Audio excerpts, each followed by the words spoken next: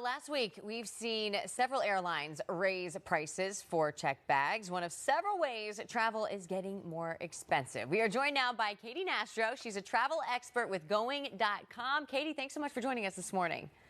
Yeah, thanks so much for having me. Happy Sunday. Happy Sunday. Well, as we mentioned, several airlines raised prices on bags last week. Is this a trend that you expect to see continue? Unfortunately, this type of trend of higher bag fees is here to stay, even if prices for airfare come down, which we are cautiously optimistic they will, hopefully sooner than later.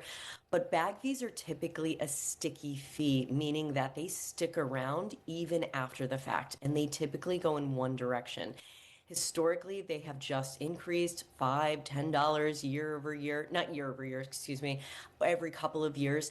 And it's likely that the airlines had this in their playbook and we're just looking for the right time to implement this.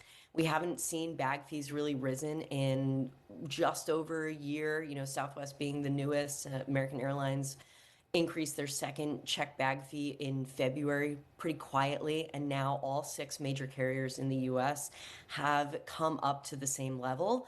So, unfortunately for travelers, especially families, this means that there are only a few options to really mitigate the impacts of higher bag fees now. I wonder if we see like a trend in maybe people taking more long weekends rather than week-long trips because just to avoid the bag fees, I would be one of them. But what are some other areas where you expect to see prices go up for travelers?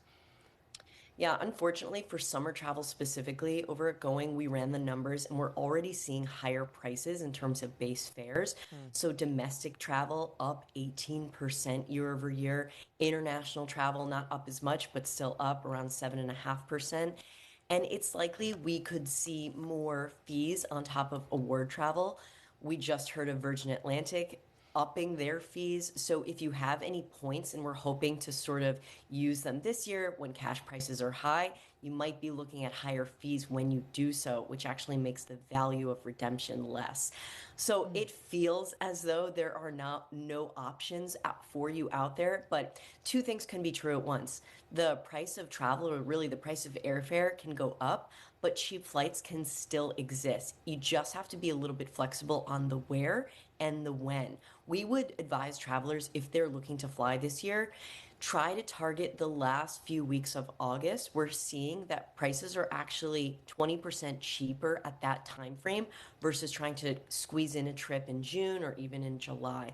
And then also, if you are looking for affordability in terms of flight deals, we're seeing more flight deals in the Southeast as well as the Northeast. If you can't exactly drive from Baltimore, might be a little bit out of range, consider flying and just consider those two areas. All right. Well, that's great information. Katie Nastro with Going.com. Thank you so much for joining us this morning. We appreciate it. Thanks so much.